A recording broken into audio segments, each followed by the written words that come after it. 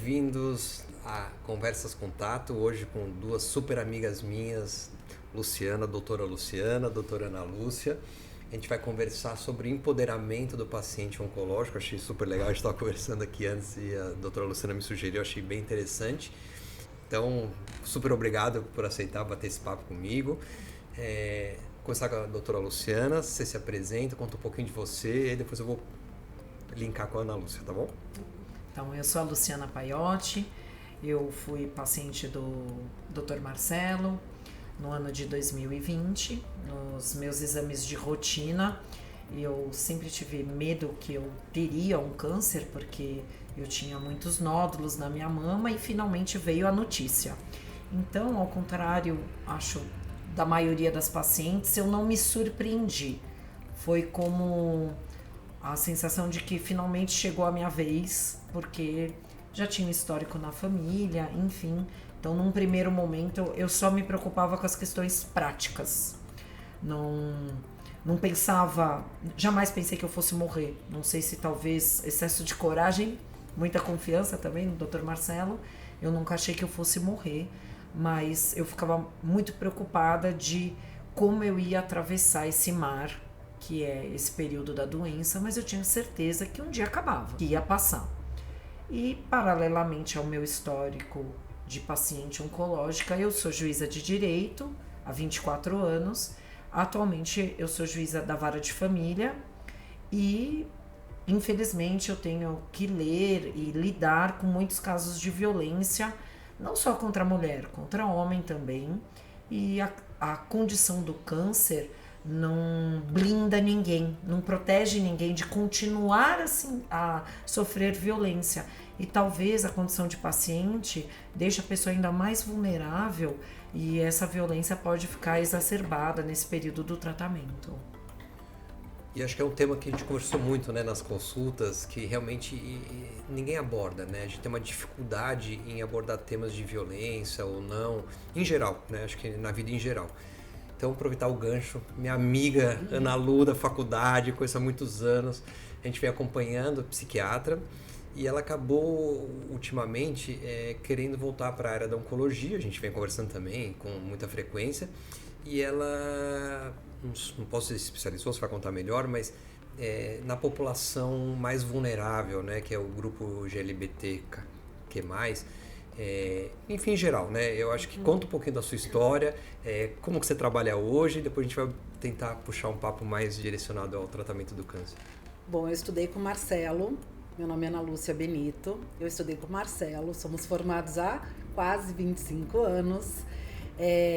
Ele foi fazer residência em clínica médica, depois oncologia, eu fiz em psiquiatria e sou psiquiatra já há muitos anos. Eu morei numa cidade pequena, eu saí de São Paulo depois de alguns anos e há cerca de 5 anos eu estava insatisfeita, queria retornar para São Paulo, estava casada num processo de separação e surgiu um nódulo na minha mama. A minha melhor amiga desde a faculdade, já desesperada, já pensando no pior, procurou o Marcelo e já marcou uma consulta direto, não passei com mastologista, com nada. E nesse momento o Marcelo falou, nossa, a psiquiatria é tão importante dentro da oncologia e aquela questão de ressignificar. Eu falei, nossa, tem que ter algum sentido isso. E pensei, eu já atendi pacientes oncológicas, mas vou estudar um pouco mais a respeito. E quando eu fui estudar a respeito, eu descobri que eu não sabia nada. Porque saber sobre medicação, sobre tratamento de depressão, não é entender o paciente. E acho que eu e o Marcelo, a gente tem isso muito claro, de que a gente não trata doenças, a gente trata pessoas, a gente não acompanha histórias de doença, a gente acompanha histórias de vida das pessoas. E fui estudando psico-oncologia, porque não tem curso para psiquiatras no Brasil. Dentro da psico-oncologia dá para entender muito mais as peculiaridades. Acabei estudando uma população que é muito negligenciada, que são as pessoas transgênero em relação a rastreamento de câncer de colo de útero. Acabei fazendo depois uma pós-graduação em sexualidade, que é outro aspecto que praticamente não se aborda, um tabu imenso. E na sexologia eu comecei a estudar a questão da violência por parceiro íntimo em mulheres com câncer. Então, assim, uma área extremamente difícil, e por várias vezes eu li alguma coisa e dizia, nossa, não vou parar com isso, vou ler outra coisa. Mas eu falava, não, eu tenho que ler isso, porque se ninguém ler e se ninguém falar, isso a gente não faz nada. Então, um pouco isso. Só uma história interessante, né, que eu dava plantão de clínica na Santa Casa, eu estava começando e a Ana Lúcia era psiquiatra de plantão. Foi o dia do apagão, em 98, teve um apagão. Estávamos e a gente deu plantão no escuro. Nossa. Então a gente passou horas no plantão escuro, então só uma curiosidade. Um momento extremamente desesperador. E eu fazendo terapia e tendo que entubar os pacientes e me aconselhando, Ana, você precisa me dar um antidepressivo, tá uma loucura isso. Mas foi um momento interessante. E então aproveitando, vou chamar de Lu, tá? Porque claro. eu tenho intimidade, Ana Lu. Doutora Lu, tão Doutora simpático. Lu. A gente estava conversando, o que o câncer muda na vida da pessoa? Você que passou por isso, é o fim ou é o começo? Né? Eu uso isso muito para os pacientes. O obstáculo, né? Ele é o fim ou ele é o começo? Então tem muita gente que enxerga como fim, né? Eu não consigo passar o obstáculo. Muita gente fala, não, é o início. Então conta um pouquinho, vamos. Eu acho que o câncer é uma experiência que é muito difícil você passar por ele e não deixar uma marca. Deixa cicatrizes físicas, mas sempre te modifica. No meu caso, e na maioria das pessoas com quem eu falo, modifica para melhor. Eu tava brincando e dizendo assim, eu sempre amei Chico Buarque, mas agora eu sou apaixonada por Emicida. Mas o que eu quero dizer com isso? Que a poesia e a arte sempre esteve em mim, mas agora eu tenho essa intensidade de uma música mais forte. E eu tô vivendo mais assim. Então, eu consigo ficar com a minha mente mais presente. Então, quando eu corro de manhã, quando eu ando, quando eu faço exercício físico, eu consigo estar inteiramente naquele momento. Porque durante as sessões de quimioterapia e os períodos que eu não conseguia fazer nada, que eu ficava horas em posição fetal, deitada, não conseguindo fazer nada, eu consegui entrar em contato com o meu corpo. É incrível como a dor é o extremo da mente presente. Porque quando você tá com dor, você não tá com mais nada. Você não consegue pensar em mais nada. E de repente você começa a sentir que você tem um corpo. Porque sendo juíza, sempre fui muito boa aluna, eu sempre fui muito mental. É incrível, mas foi o câncer que deu a dimensão do meu corpo. E a partir de então, eu tento equilibrar mais a minha vida depois do câncer entre atividades físicas e atividades intelectuais. Então, hoje, eu faço atividade esportiva todo dia, dou um jeito, faço aula de canto, que também era um trauma meu, porque sempre me disseram que minha voz é muito desafinada, sempre me mandaram ficar quieta e os outros cantando. Então eu fui atrás de várias curas e até tatuei no meu braço a palavra cura. Então, assim, pra mim, eu acho que eu sou mais feliz hoje, mais autêntica. Acho que é super interessante, né? Porque é justamente, acho que eu falo para os pacientes, né? De começar o tratamento, a vida muda. Antigamente eu falava que calma que a vida vai voltar ao normal. Aí em 2004 eu falei, opa, tá errado. A vida muda, mas pode ser para melhor, né? Não necessariamente para pior. E foi a época que eu comecei a tratar mulheres com câncer de mama. E interessante que quando eu dava alta, depois de meses de tratamento, ela deprimia. Eu falei, mas eu tô dando alta e a pessoa vai deprimir? Alguma coisa está errada. E aí fui conversando com as pacientes, eu era a última pessoa que se preocupava com ela. O marido às vezes já estava ausente, a sociedade já estava ausente, o emprego já tinha alguém preenchendo o emprego.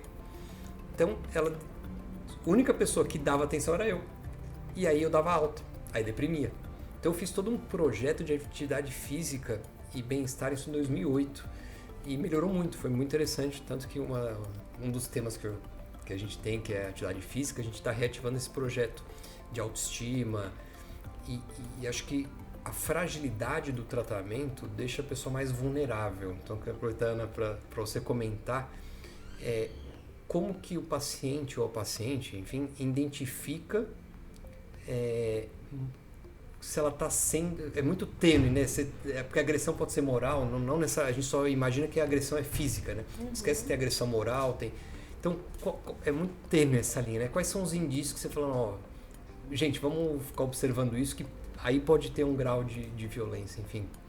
Então, tem mulheres que conseguem passar por esse processo, né, até descrito crescimento pós-traumático, né, que é essa questão de vivenciar um trauma e conseguir, a partir dele, né, viver muito melhor, muito mais feliz. A minha prática não acaba sendo, né, porque eu acabo pegando uma população já com depressão, com ansiedade, já em sofrimento, que são os meus pacientes do consultório.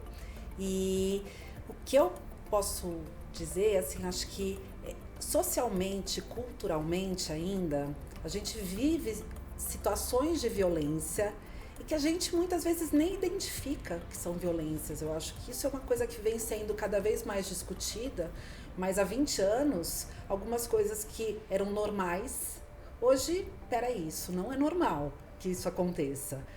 Mas ainda assim, existem muitas situações de violência em que a mulher não identifica, acha que é normal que aquele homem a ofenda, jogue coisas nela, ou às vezes a questão até do abandono mesmo, de não dar dinheiro para ir fazer o tratamento, de não acompanhar, de não ir numa internação, né? E daí vem inúmeros casos na minha cabeça, mas um dos primeiros casos aí que eu atendi, oncológicos, era uma menina que abandonou o tratamento porque ela estava num relacionamento há pouco tempo e ele dizia que ela estava feia, que ela estava inchada, que ela não poderia sair com ele porque, enfim, ela não se ajustava e ela ficou muito mal, abandonou o tratamento e quando ela retoma o tratamento, a doença progrediu. Então isso me marcou muito, né? E me marca em cada paciente que eu ouço, e daí são inúmeras histórias, né? Então, assim, isso não é normal, isso é uma agressão, isso é uma violência. Mas eu também entendo que muitos homens, às vezes, não acham que estão cometendo, não sabem. Assim como as mulheres não sabem que estão sofrendo, muitos homens também não sabem que estão cometendo essa violência, né? E daí vai passar desde a violência psicológica, no sentido de ofensas, de palavrões, a violência física, espancamento, jogar objetos, quebrar objetos, a violência econômica, em que ele mantém, ou ele pega a economia dessa mulher e utiliza, ou ele detém o dinheiro e ele não fornece para essa mulher para coisas que ela precisa. Né? A violência sexual, né? Se a gente for pensar, é muito frequente, se a gente for falar, por exemplo, cânceres ginecológicos, até no câncer de mama, muitas mulheres, durante o tratamento e até pós-tratamento, elas vão ter dor na relação sexual. E daí, se a gente for pensar, ou essas mulheres com dor, elas estão tendo relação sexual com dor, ou elas não estão tendo relação sexual, né? Ou elas vão acabar se separando dessa parceria, desse marido, né? Vou falar parceria porque às vezes pode ser outra mulher. E aí, né? Então a gente precisa falar sobre isso, porque não é normal. E ainda acho que a gente vive essa situação, né? Relacionado à sexualidade, de que a mulher tem que ter relação e por medo às vezes de ser traída, por medo às vezes de ser abandonada. Então, acho que essa discussão é muito importante e muito pouco realizada. Você falando agora, me veio na cabeça, tem a violência do médico também. Uhum. Porque o não carinho, você não acolher, né, que eles chamam de acolhimento, talvez seja um abuso, inclusive, né? Porque a paciente não tem espaço para discutir esses assuntos. Eu lembrei agora de uma paciente que falou, doutor, ela até convidei ela falou que em algum momento ela vai participar. Uma senhora operou o intestino, tá ótima, completou 5 anos, tá super bem. Ela falou, doutor, realizei o sonho da minha vida. Falei pro meu marido que eu não quero mais ter relação, que eu tô bem. E falei, se quiser, procura outro. Resolveu o nosso problema do relacionamento, doutor. Então, é isso, é espaço para conversar, espaço para abrir esses assuntos que são tabu, né? E tomar decisões. Eu falo muito... o diagnóstico de câncer é puxado, às vezes para o paciente, às vezes para o acompanhante. E às vezes pessoas muito jovens, né, casais jovens, realmente você começa um relacionamento, você quer a vida, né? Você não está esperando e câncer como sinal de morte, às vezes impacta. Então acho que essas conversas têm que ser mais honestas e abertas. Você não é obrigado a ficar comigo. Né? Eu não escolhi o câncer, mas não precisa abusar, né? Eu acho que é isso. Desculpa. Então, existe também, a gente vai pensando, né? Eu tenho uma paciente que ela estava em tratamento e ela não tinha mais desejo, e o marido também não tinha mais ereção. E ela falou, nós nunca fomos tão felizes, porque agora a gente faz carinho, a gente dorme abraçado. Então eu acho que é esse aspecto, a comunicação, como você está dizendo, né? Porque o casal, a gente tem que pensar na sexualidade, que não é uma relação sexual, né, da forma como a gente entende. O dormir junto de conchinha é sexualidade, né? O carinho, tudo isso faz parte. Sabe que o meu dia a dia é fazer divórcios, né? Então eu brinco que eu adoraria trabalhar com eventos e estar no momento do casamento, não no momento do divórcio. Que o casal na minha frente só tá vendo o defeito do outro, né? E eu acho que a gente ainda é criado no padrão Disney, de que só existe uma maneira de ser feliz, que é casado, com 2 filhos, de preferência o mais velho, menino. E a gente vai criando tantos tabus na nossa mente de que só existe um caminho possível. E a gente esquece a nossa autenticidade, aquilo que nos faz bem. Então, de repente, a pessoa está numa relação muito infeliz, mas ela continua nessa relação infeliz e não se dá conta de que ela não precisa do outro para ser um. E o câncer, ele te dá um senso de urgência. Isso sempre me intrigou. A gente sabe que a gente não é imortal. Então, por que quando a gente tem um diagnóstico desse, que de repente só quer dizer que você vai morrer mais cedo? Morrer você sabe que você vai. Mas então por que aí você começa a pensar, eu quero viver bem, porque eu não sei quanto tempo eu vou viver? A gente devia viver assim sempre. Não precisava esperar um câncer para tomar essa consciência de que a vida é agora. Né? Então, isso fala muito porque eu escolhi oncologia e sou feliz, né? Mas como você consegue ser feliz? Porque eu antecipo, eu não espero chegar. Eu vivo o dia a dia, né? Acho que esse que é o segredo. Mas aí você tocou num ponto que é interessante, que é talvez o diagnóstico de câncer Ajuda. Né? Nesse start para você, não tá legal do jeito que tava, né? Então agora é o meu momento. Né? Agora eu vou me respeitar, agora eu vou começar a não aceitar coisas que o companheiro ou a companheira falava. Né? Acho que é interessante também. Tem o lado de fragilidade, mas tem o lado de força, né? Que a gente estava conversando. Eu nunca vou esquecer quando eu estava no meio da confusão da químio, que eu fiquei com uma depressão muito forte. Eu liguei para você, né, Marcelo? Eu falei, Marcelo, eu não tô conseguindo. E a vida continua. O meu cachorro continua tendo que passear de manhã e não tinha ninguém para levar. Os meus filhos continuavam na aula online, tendo lição, tendo prova, chamando manhã, né, do mesmo jeito. Aí você falou assim pra mim, Lu, o furacão tá passando. Fica no olho do furacão paradinha. Deixa passar, que vai passar. E passou. Mas a gente tem que se permitir ser cuidada. A gente tem que se permitir falar da nossa vulnerabilidade. Então, tem uma frase da Monja Coen que eu adoro. Eu quero evoluir de guerreira pra sábia. E às vezes, a sabedoria tá em dizer, não tô dando conta. E é ótimo, né? Você só consegue sororidade, apoio, acolhimento e colo quando você diz, eu preciso. Quando você fica no alto do seu pedestal, achando que você dá conta de tudo, quem vai te estender a mão se você não está dizendo que você precisa? Ana, só aproveitando o gancho, estou acostumado uma paciente e o homem é mais fácil de lidar com a impotência, porque é físico. Não tem ereção, acabou. Então, a mulher não... Porque ter relação para a mulher é, teoricamente, passivo. Então, o homem não consegue identificar que ela não tem prazer. Então, essa violência, e muitas né, vezes ela não diz isso, que ela está com porque, dor. Porque é a Muitas vezes responsabilidade. ela não diz, porque ela tem medo de falar, né? Não conversa com o médico, né? Que hoje a gente tem terapias, né? A gente estava conversando, a gente tem muitas terapias locais que melhoram. E duas histórias interessantes. Uma é que a paciente falou, doutor, eu não tenho mais libido. Mas tudo bem, porque se eu começo a ter relação, eu tenho prazer. Então a gente sempre esquece isso. Que não necessariamente você precisa ter muito desejo. Você pode ter prazer. São coisas diferentes. Né? Então, às vezes, não ter libido, não quer dizer que você não pode ter. Só porque eu não tenho libido, eu não tenho prazer. Então ela falou, doutor, eu consigo.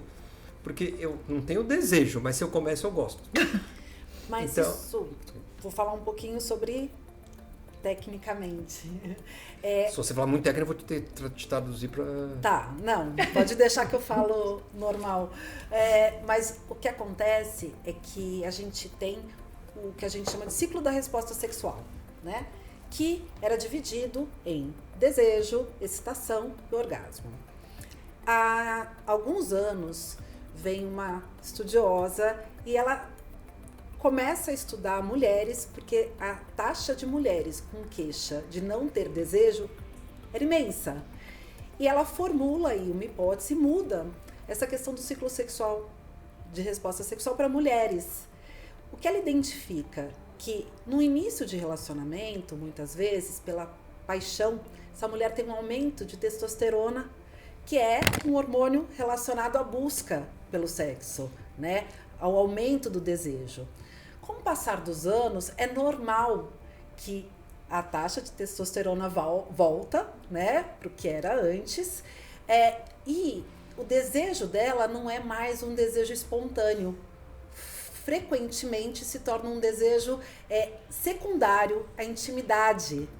Então, ela parte de um estado de neutralidade e a partir do estímulo da parceria, ela começa a sentir a excitação, e daí vem o desejo e rola. E muitas vezes a mulher não tem orgasmo, o homem também pode não ter orgasmo na relação sexual. Isso não significa que não foi prazerosa, porque também a gente sente prazer em dar prazer para o outro e a gente pode sentir prazer sem necessariamente chegar ao orgasmo. Então acho que são alguns mitos, né, e entender que é um aspecto normal mesmo, porque tem muito essa cobrança em relação à mulher de eu não tenho vontade. Não, mas se foi estimulada, e daí o estímulo não é só físico, né? É um estímulo também de ter um relacionamento saudável, de ter um bom vínculo, e associado ao estímulo físico, beijo, abraço, porque é assim que se começa, né? Essa intimidade, essa proximidade, e daí a mulher chega ao prazer. Então acho que são alguns conhecimentos que fazem muita diferença. Pelo menos assim, quando eu explico isso, parece que tira uma carga das mulheres, assim, de então é normal isso acontecer. Isso é normal. Acho que esse é o segredo, né? Essa conversa justamente para desmistificar o que acontece com cada um, né? Porque às vezes você fica pensando, será que o problema sempre sou eu, né? Será que eu não...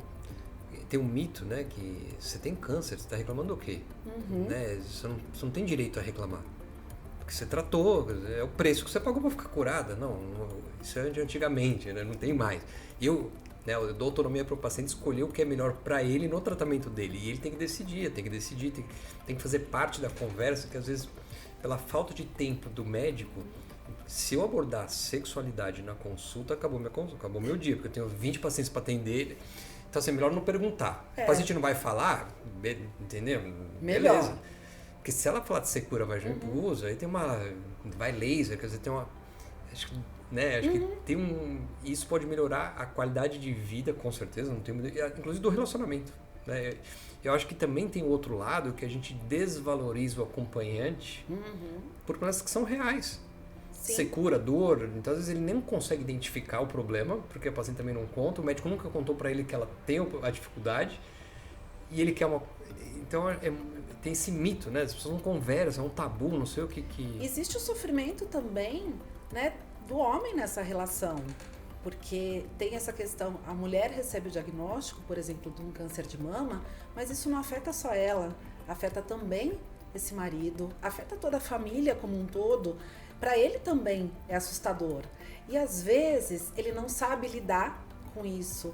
e talvez se afaste, talvez fique mais em silêncio, talvez não participe da internação, até por medo e por não saber com quem dividir. Dá uma lembrancinha para vocês da Tato. Obrigada. Obrigada, Marcelo. Olha, sempre é um prazer estar com você e falar sobre a minha admiração pelo seu trabalho sempre.